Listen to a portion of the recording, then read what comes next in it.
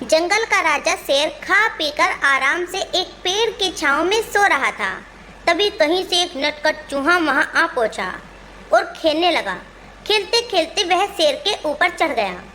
कभी वह शेर की पीठ पर दौड़ता तो कभी सर पर चढ़ जाता, कभी वह उसके कान पर झूलता तो कभी पूंछ से खेलता।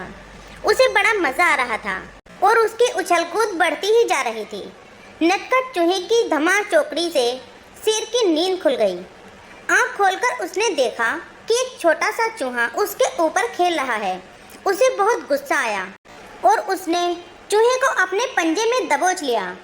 शेर के पंजे में आते ही चूहा डर गया और थर-थर कांपने लगा।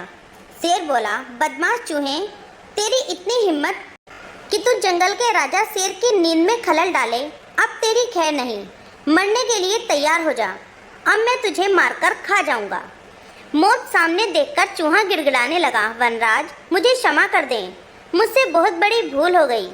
मुझे जैसे छोटे से प्राणी को खाकर आपको क्या मिलेगा? आपका पेट तो भरेगा नहीं। कृपया कर आप मुझे छोड़ दीजिए। मुसीबत आने पर मैं आपके काम जरूर आऊँगा। चूहे की बात सुनकर शेर हंसने लगा और बोला, मैं जंगल का राजा हूँ, मुझसे बलशाली पूरे जंगल में कोई नहीं। तू छोटा सा चूहा मेरे क्या काम आएगा? लेकिन फिर भी मैं दया करके तेरे प्राण बख्श देता हूँ। मेरी नज़रों से दूर हो जा और आइंदा कभी मेरी नींद में खलल मत डालना। चूहा धन्यवाद कहकर वहाँ से चला गया। कुछ दिन बीत गए। एक दिन जंगल में शेर कहीं घूमने गया था कि वह एक शिकारी के जाल में फंस गया। उसने बहुत प्रयत्न किया किंतु जाल से बाहर नहीं निकल सका। वह मदद के लिए दहाड़ने लगा।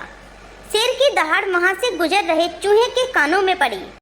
यह वही चूहा था जिसे शेर ने दया कर उसकी जान छोड़ दी थी।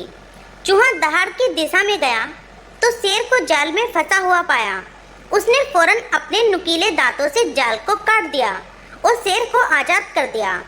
उसने चूहे को धन्यवाद दिया तो चूहा बोला, वनराज, आप शायद मुझे भूल गए हैं। मैं वही चूहा हूँ जिसे आपने प्राण दिया था। मैंने आपको कहा था कि किसी दिन मैं अवश्य आपके काम जरूर आऊँगा। देखिए, आज मैं आपके काम आ ही गया। शेर को वह दिन याद आ गया और उस दिन की अपनी सोच पर बहुत पछतावा हुआ कि जिस चूहे को उसने तुच्छ समझा था, उसी की सहायता से वह शिकारी से बच पाया है। तो बच्चों, इस कहानी से हमें ये शिक्षा मिलती है कि बाहरी स्वरूप देखकर किसी की योग्यता का आकलन नहीं करना चाहिए। उपकार कभी व्यर्थ नहीं जाता, किसी न किसी रूप में उसका फल अवश्य प्राप्त होता है।